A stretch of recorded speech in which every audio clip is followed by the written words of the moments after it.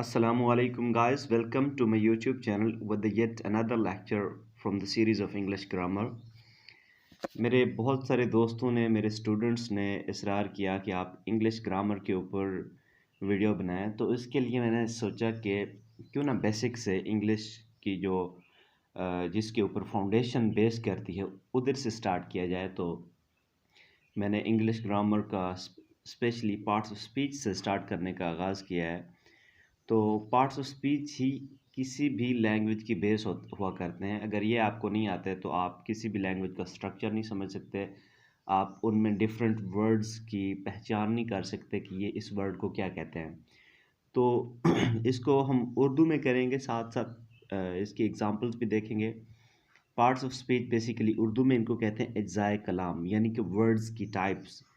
अगर इंग्लिश में हम इसको डिफाइन करें तो पार्ट्स ऑफ स्पीच को कहेंगे कि वर्ड्स की टाइप्स या वर्ड्स की फॉर्म्स या वर्ड्स की क्लासेस हैं।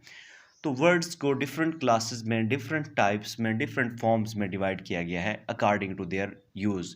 उनके इस्तेमाल की मुनासबत से अल्फाज को, लफ्ज़ों को मुख्तलिफ इकसाम में तकसीम किया गया है। तो जो मॉडर्न ग्रामर्स हैं उनके मुताबिक हमारे पास 9 पार्ट्स ऑफ स्पीच हैं। जो ओल्ड ग्रामेरियंस से वो 8 पार्ट्स ऑफ स्पीच कंसिडर करते थे, तो मॉडर्न ने आर्टिकल्स को भी इसके अंदर शामिल करके हमें कहा कि 9 पार्ट्स ऑफ स्पीच हैं आपके पास। So let's go through the detail of each. पहला है हमारे पास नॉन। नॉन क्या होता है? नॉन किसी भी शख्स, जगह या चीज़ के नाम को कहते हैं। ये वो चीज़ जिनको हम देख सकते हैं, छू सकते हैं, जिनके बारे में हम सोच सकते हैं, उनका कोई ना कोई नाम ज़रूर होता है। तो हमारे पास यहाँ पे नॉन की कुछ एग्जांपल्स हैं। Ali, Lahore, nice, fever. ये कुछ नॉन की एग्जांपल्स हैं कि जिन चीज़ों के बारे में हम सोच सकते हैं या देख सकते हैं या टच कर सकते हैं या जिनके बारे में सोचा जा सकता है, उनका कोई ना कोई नाम ज़रूर होता है। इसी तरह एडजेक्टिव। एडजेक्टिव भी एक पार्ट ऑफ स्पीच का हिस्सा है। ये सेकंड पार्ट ऑफ स्पीच आप इसको कह सकते हैं, जिस तरतीब से मैंने इसको रखा हुआ है। एडजेक्टिव क्या करता है? ये क्वालिफाई करता है या मॉडिफाई कर देता है, तब्दील कर देता है, या ये नॉन या प्रोनॉन के मीनिंग में इजाफा कर देता है, या किसी एडजेक्टिव के मीनिंग में इजाफा कर देता है। उर्दू में हम एडजेक्टिव के लिए यूज़ करते हैं वर्ड सिफ्त। सिफ्त उर्दू में तो महदूद सा कॉन्सेप्ट है, किसी भी चीज़ की खूबी या खामी को एडजेक्टिव या सिफ्त कहते हैं। लेकिन इंग्लिश में एडजेक्टिव के अंदर और भी बहुत सारी चीज़ें हैं जो आप देखेंगे इस वीडियो में। तो यहाँ पे एग्जांपल है, he is a rich man. तो मैन जो है यहाँ पे नॉन है और रिच जो है इसका एट्रीब्यूट है, इसका वस्फ है, इसकी खूबी है। तो यहाँ पे रिच जो है एज एन एडजेक्टिव यूज़ हो रहा है जो मैन को क्वालिफाई कर रहा है। There are 20 student in this class. तो यहाँ पे क्लास जो है वो नॉन है और 20 जो है वो इसका एडजेक्टिव है, यानी कि इसका एट्रीब्यूट है, इसकी सिफ्त है। तो let's go through the detail of adjective and its types. ये फॉलोइंग थिंग्स जो हैं वो एडजेक्टिव हो सकती हैं। कलर, किसी भी चीज़ का कोई कलर है। कलर जो होता है वो नॉन का ही होता है ना हमेशा। For example, I say that I have a red ball point. तो बॉल पॉइंट इटसेल्फ जो है वो मेरे पास, बॉल पॉइंट जो है वो नॉन है और इसका कलर जो है वो इसका एडजेक्टिव है। इसी तरह जितने भी कलर्स हैं वो सारे के सारे एडजेक्टिव कंसिडर होंगे। नंबर्स नंबर्स की दो टाइप्स हो सकती हैं। एक होते हैं कार्डिनल नंबर, जिस तरह 1 2 3 4 5 so on and so forth, और दूसरे होते हैं ordinal number, first, second, third, etcetera. Last example में हमने देखा कि there are 20 student in this class. तो 20 जो है उस क्लास का एट्रीब्यूट है, उसका एडजेक्टिव है। और एक और एग्जांपल देता हूँ ऑर्डिनल नंबर्स की। मैं कहता हूँ कि I stood first in my class, मैं अपनी क्लास में पहले नंबर पे आया। मैं इटसेल्फ नॉन हूँ और मेरा पहली पोजीशन पर आना, फर्स्ट आना, इटसेल्फ इज एन एडजेक्टिव। तो शेप, किसी भी चीज़ की कोई शेप हो सकती है, तो हम कहेंगे कि वो इसका एडजेक्टिव है। शेप्स के अंदर डिफरेंट चीज़ें आ सकती हैं, जिस तरह के square, triangle, Oval, cylindrical, etcetera. Size, किसी भी चीज़ का कोई भी साइज़ हो वो उसका एडजेक्टिव होगी।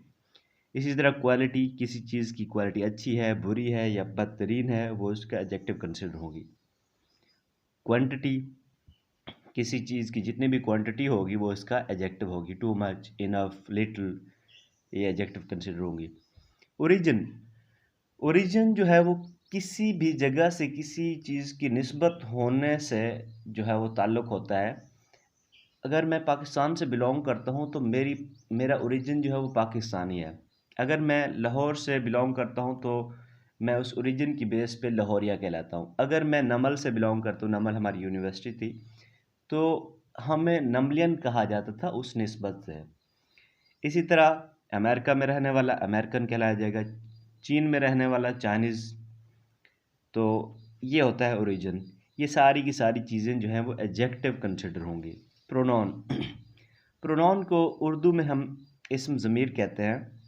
प्रोनाउन जो है वो नॉन की जगह पे इस्तेमाल होता है, और हम इसको इसलिए इस्तेमाल करते हैं ताकि नॉन की बार बार रिपीटिशन से बचा जा सके। जब हम एक चीज़ को बार बार दोहराते हैं ना, फॉर एग्जांपल मैं कहता हूँ कि अल्लामा इकबाल सियालकोट में पैदा हुए, अल्लामा इकबाल 9 नवंबर 1870 को पैदा हुए, तो अब मैं अल्लामा इकबाल को दोहरा रहा हूँ बार बार। अगर मैं इसकी रिपीटेशन से बचना चाहता हूँ और चाहता हूँ कि सेंटेंस भी खूबसूरत लगे, तो मैं उसका मुतल्लिका जो प्रोनाउन है, जो इस्म ज़मीर है, वो यूज़ करूँगा। फॉर एग्ज़ाम्पल अल्लामा इकबाल सियालकोट में पैदा हुए, वो 9 नवंबर 1877 को पैदा हुए। इस तरह जो है हम उसका मुतल्लिका प्रोनाउन इस्तेमाल करके उसकी नॉन की रिपीटेशन से बच सकते हैं। तो यहाँ पे हमारे पास इंग्लिश में कुछ प्रोनाउन की एग्जांपल हैं, जिस तरह I, we, you, they, she, he, etcetera. Verb क्या होता है? वर्ब जो होता है एक्शन वर्ड्स होते हैं। कोई भी हम काम करते हैं वो एक्शन होता है, जिस तरह गो जाना, प्ले खेलना, ईट खाना, राइट लिखना। उसके अलावा वर्ब किसी भी चीज़ की स्टेट ऑफ बीइंग बताता है। स्टेट ऑफ बीइंग से मुराद ये है कि किसी भी चीज़ की कोई हालत, जिस हालत में वो चीज़ है। तो इसके लिए हम फॉर्म यूज़ करते हैं बी। बी जो है वो किसी भी चीज़ के बारे में बताती है कि वो क्या है। बी की फिर फॉर्म्स पास्ट में भी हैं, प्रेजेंट में भी हैं। पास्ट में जिस तरह वाज वर है, प्रेजेंट में इज़ एम आर है।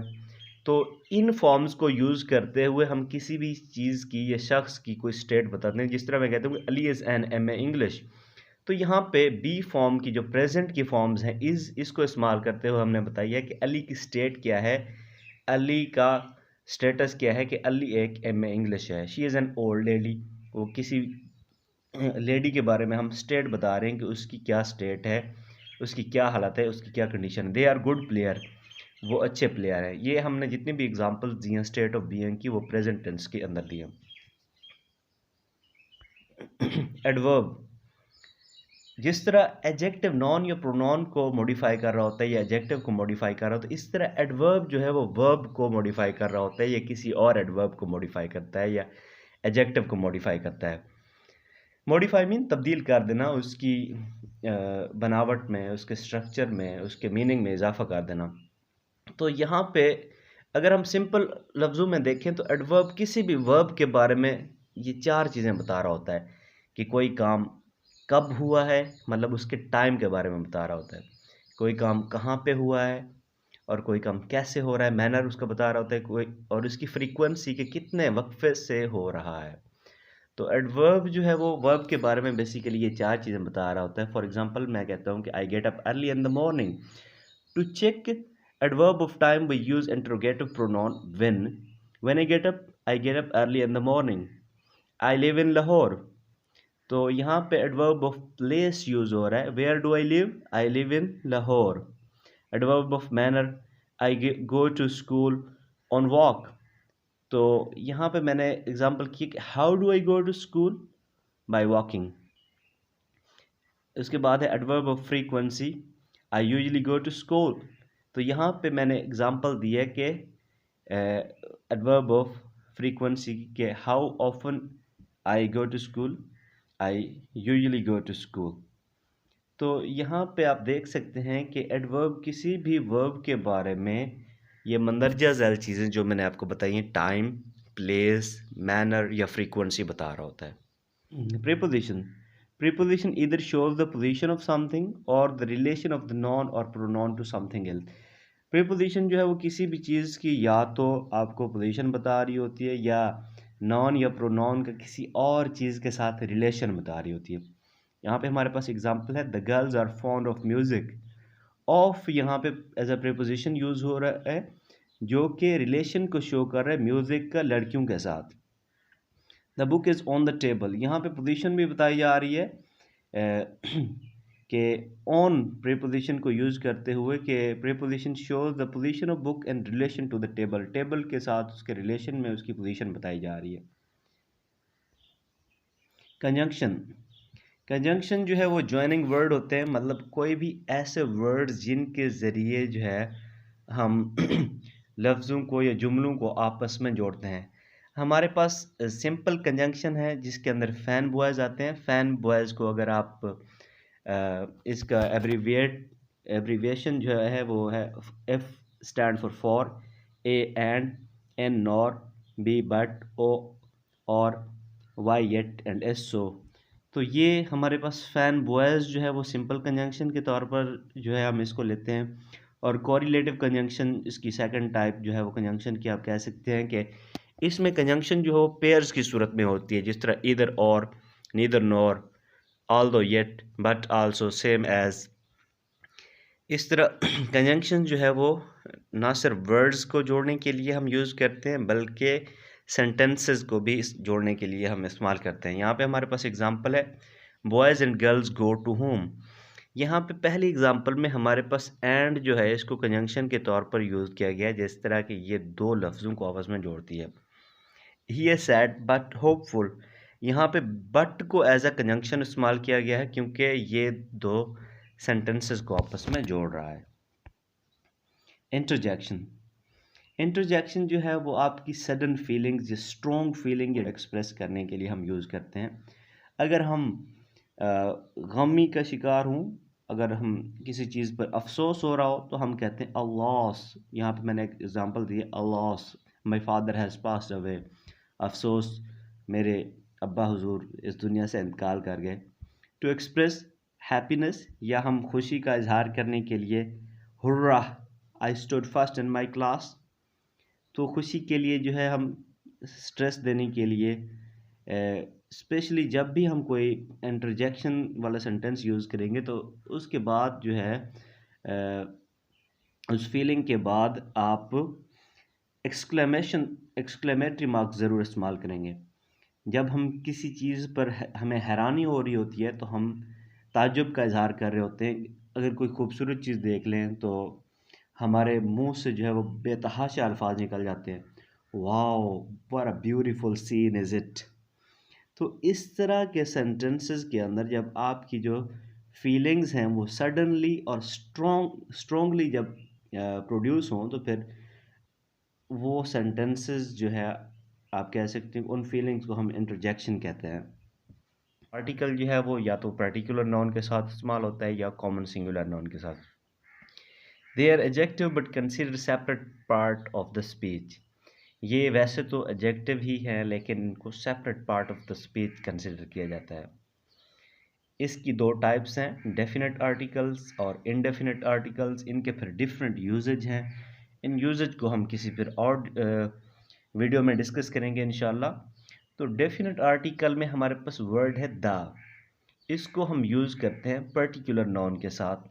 यहाँ पे मैंने एक दो एग्जांपल्स दिए हैं कि the Holi Quran, the Atlantic ocean, the river Ravi. ये कुछ नाउन हैं जिनके साथ जो है वो दा लगता है। वैसे दा का इस्तेमाल जो है वो हम किसी और वीडियो में इंशाल्लाह डिस्कस करेंगे।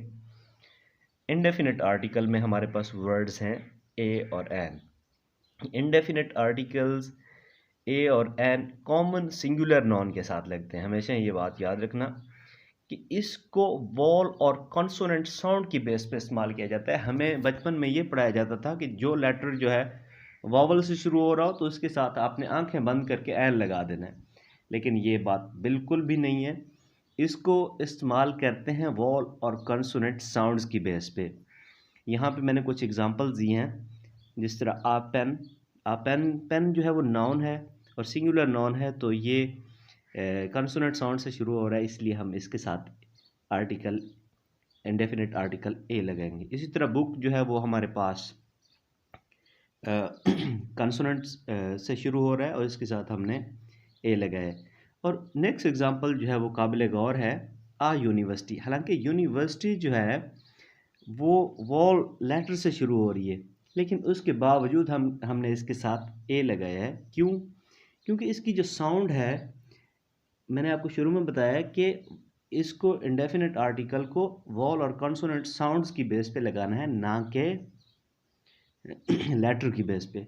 तो यह साउंड जो है वो वॉल साउंड नहीं है, तो इसलिए हमने इसके साथ जो है